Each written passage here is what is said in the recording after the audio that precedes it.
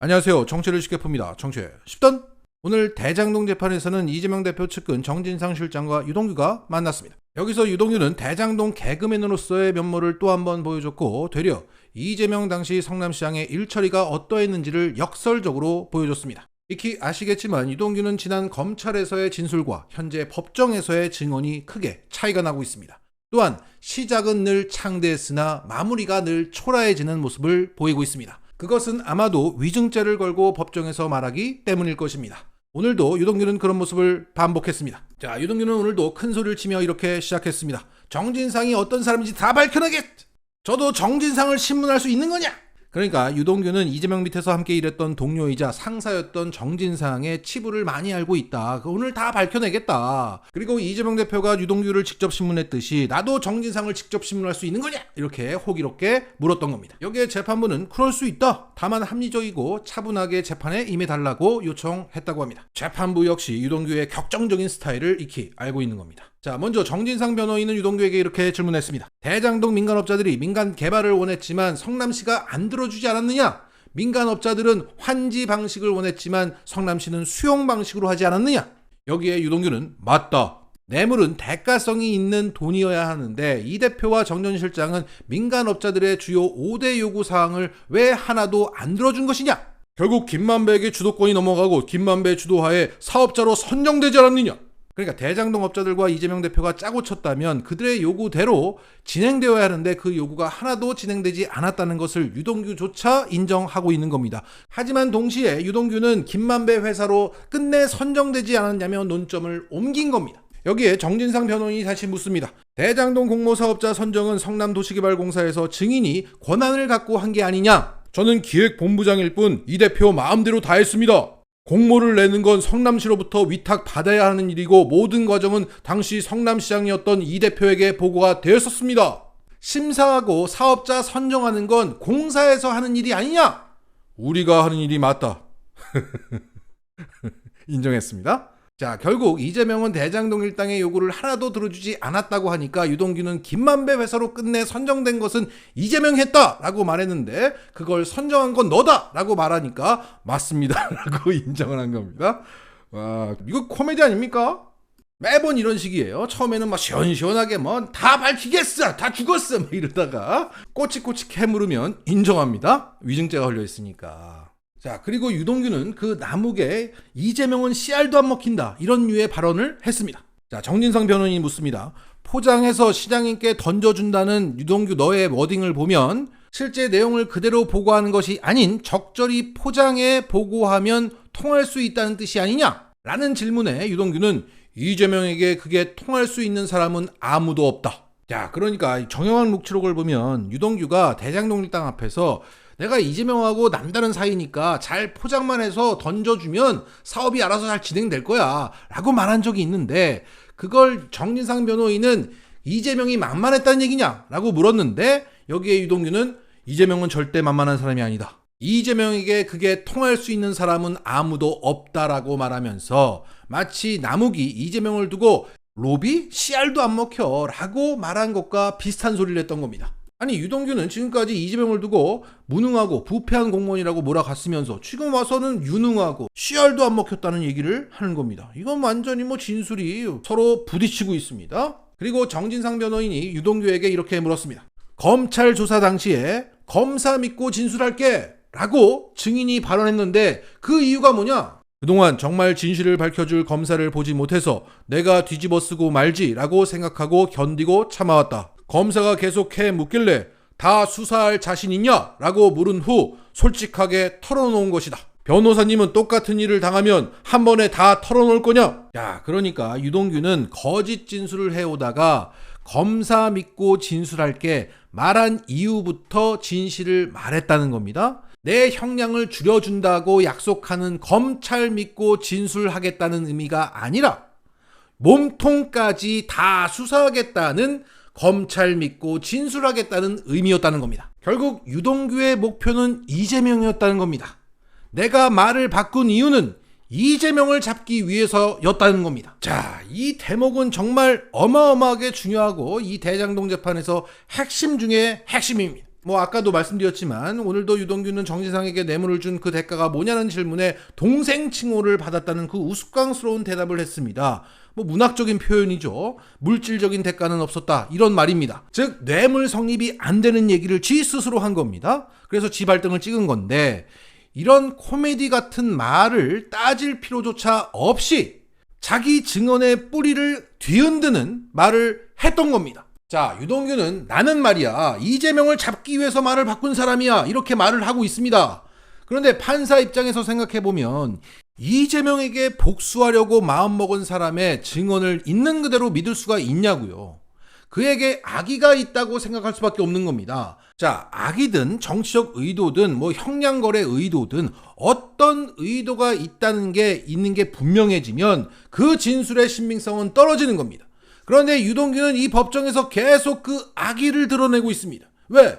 내가 말을 바꾼 이유를 설명해야 되고 판사를 납득시켜야 되기 때문입니다. 하지만 그 말은 되려 자신의 진술 신빙성을 떨어뜨리고 있다는 거예요. 차라리 공공의 이익, 정의 실현을 위해서 말을 바꿨다 했다면 모르겠습니다. 자, 현재 전체 대장동 재판을 심리하고 있는 조병구 판사는 앞선 재판에서 이렇게 말했습니다. 사실 여부를 다투는 것보다 유동규의 진술의 신빙성을 따지는 것이 핵심이다. 자, 그러니까 428억이든 뭐 천화동인 1호든 그 사실 여부를 따지는 것보다 유동규의 말을 우리가 믿을 수 있냐? 이걸 따지는 게 이 대장동 재판의 핵심이라고 김용, 정진상 재판 모두를 관장하고 있는 이 조병구 판사가 말했던 겁니다.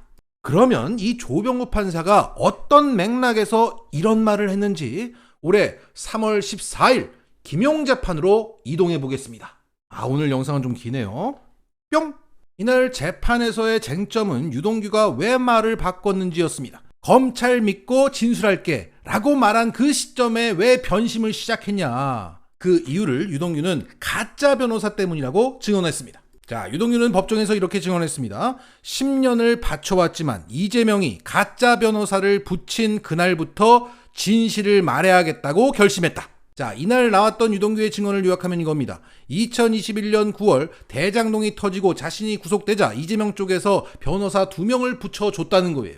그런데 그 변호사들이 자신을 위해서 일하는 게 아니라 자신을 구속시키기 위해서 노력을 했다는 겁니다. 특히 전 변호사라는 사람이 뿌락지였다. 그래서 빡쳐서 그때부터 이재명이 나를 담그려고 하는구나 깨닫고 말을 바꾸기 시작했다는 겁니다. 반면 이재명 측은 그 변호사들은 유동규 본인이 직접 선임했다. 그런데 뭘 붙여줬다고 얘기하는 거냐라고 반박했던 거죠. 자, 김용 측 변호인이 유동규에게 물었습니다. 수사 과정에서 변호인들이 증인에 대한 변호를 하기보다 감시한다거나 증인의 생각을 파악하는 데 더 신경을 썼다고 하는데 그 구체적인 사례를 들어줄 수 있나요? 내가 석방되는 것보다 계속 들어가 있기를 바라는 느낌이었습니다. 계속 구속되기를 바랬다는 말인가요? 나오지 말고 유지되기를 바라는 느낌이었습니다. 기망당하고 능멸당하는 느낌이었습니다. 여기서 조병구 판사가 묻습니다. 변호가 불성실하다거나 못 믿겠다는 일은 있을 수 있어도 변호인이 구속을 더 시키려고 했다는 것은 이해가 되지 않는데 그런 느낌을 가진 이유는 무엇인가요? 딱 집어 말하기는 어렵지만 그런 느낌이었습니다. 그러자 김용 측 변호인은 유동규가 자필로 서명한 변호사 선임 신고서를 제시하면서 이렇게 물었습니다. 증인이 자필로 서명한 선임 신고서입니다. 심경 변화가 있었다고 하는 9월 26일 이후인 10월 4일 변호인이 증인과 접견을 마친 후에 교도관을 통해서 서명을 받아 법원에 제출했습니다. 이 사실은 아는가요? 그러니까 이 말이죠. 너는 이재명이 가짜 변호사를 붙인 그날부터 진실을 말해야겠다고 결심했다고 말했다. 그런데 너가 검찰에서 검찰 믿고 진술할게 라고 말했던 그 조서가 남겨진 그 시점, 그 심경 변화가 일어난 그 시점은 2021년 9월 26일이었다. 그런데 넌 그 심경 변화 이후에도 그 뿌락지 변호사를 선임하겠다고 선임 신고서를 네가 직접 자필로 서명했다. 이게 앞뒤가 맞는 얘기냐는 겁니다. 여기에 유동규는 이렇게 말합니다. 써달라고 해서 써줬지만 수임 계약은 하지 않았습니다. 그 전 변호사는 이 신고서를 4월 11일 날 법원에 제출했고 그 사실이 재판 경과 기록에 기록되어 있습니다. 무슨 말인지 모르겠습니다. 여기에 조병구 판사가 나서죠. 변호인을 접견하고 선임계, 그 선임 신고서를 쓴 다음 돈은 나중에 주기로 했다는 얘기인 것 같은데 선임계를 본인 의사에 반해서 썼다는 얘기인가요? 그렇지는 않습니다. 자, 자신의 의사대로 선임을 했답니다. 자, 그러니까 이 앞뒤가 맞지가 않는 겁니다. 그러니까 유동규는 이재명이 보낸 뿌락지 변호사 때문에 빡쳐서 변심했다고 주장했는데 파고 들어가 보니까 그 변호사가 뿌락지 짓을 했다는 증거는 없고 자신의 느낌뿐이었다. 그리고 이재명이 붙인 변호사가 아니라 본인이 직접 선임한 변호사였다. 게다가 검찰 조사에 남겨진 그 변심 시점 이후 선임한 사실까지 드러났던 겁니다. 결국 유동규의 변심 이유는 그 변호사 때문이 아니었다는 얘기예요. 그걸 유동규 본인도 인정했던 겁니다. 자, 이렇게 이재명이 붙인 변호사가 아니게 되면 그로 인해 생겼다는 이재명에 대한 복수심도 조작된 감정이라는 겁니다. 결국 해명이 거짓이면 의혹은 사실이 되는 겁니다. 가짜 변호사 해명이 거짓이면 진짜 이유는 따로 있었던 겁니다. 그 형량 거래 의혹은 사실이 되는 거예요. 이게 이 재판에서 가장 핵심적인 장면입니다. 여기가 뿌리입니다. 여기서 뻗어나온 줄기, 잎사귀, 유동규의 그 이 뿌리가 흔들리면 다 말라 비틀어지는 거예요. 이 장면을 직접 참관한 민들레 고일석 기자는 변호인은 탄식했고 재판장은 갸우뚱했다고 전했습니다. 그리고 이 조병구 판사는 이렇게 말했던 거죠. 사실 여부를 다투는 것보다 유동규의 진술 신빙성을 따지는 것이 핵심이다. 그러면서 조 판사는 유동규에게 검찰과의 플리바게닝, 형량 거래를 염두에 둔 질문도 했습니다. 본인이 출소하는지 여부가 중요하지 않느냐? 협박이나 회유 등은 없었나? 그리고 이런 말도 했습니다. 지난 서증조사에서 어떤 일이 있었는지 재판부가 파악하고 있다. 객관적인 상황을 보고 신빙성을 판단할 것이다. 이런 점, 그러니까 심경 변화에 대한 진술이 신빙성 판단의 중요한 요인이 될 수 있는 법리가 있다. 야, 이런 결정적인 얘기입니다. 자, 그러니까 유동규 변심 이유가 신빙성 판단의 핵심이고 그 신빙성을 따지는 게 이 재판의 핵심이라는 거예요. 즉 유동규 변심의 이유가 핵심 중에 핵심인데 그 변심의 이유가 조작됐네? 갸우뚱? 했다는 겁니다. 더군다나 이 재판 상황을 전한 당시 유시스 기사에는 이런 대목이 있습니다.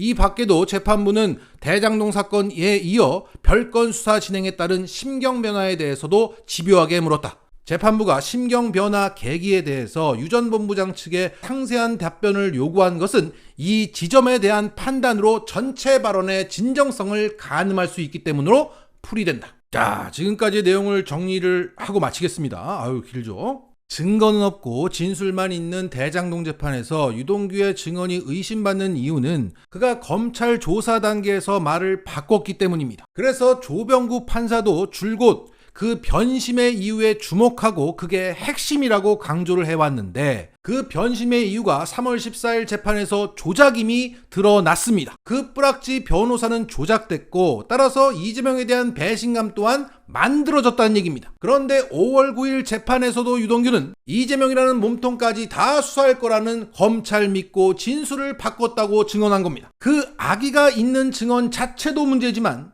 그 악의도 조작된 것이라는 게 드러났는데도 똑같은 말을 반복했던 겁니다. 어떤 판사 앞에서 대장동 재판의 핵심은 유동규의 진술 신빙성을 따지는 게 핵심이라고 생각하는 유동규의 변심의 이유가 조작된 것을 직접 목격한 유동규가 검찰에 회유당한 게 아닌지 의심하고 있는 조병구 판사 앞에서 유동규는 거듭 말하고 있는 겁니다. 결국 조병구 판사는 유동규의 말을 의심하고 있다는 것은 분명하고 그 의심은 재판이 거듭될수록 커져가고 있다. 이 대장동 개그맨은 판사에게는 의심을 사고 우리에게는 웃음을 주고 있다. 마치겠습니다.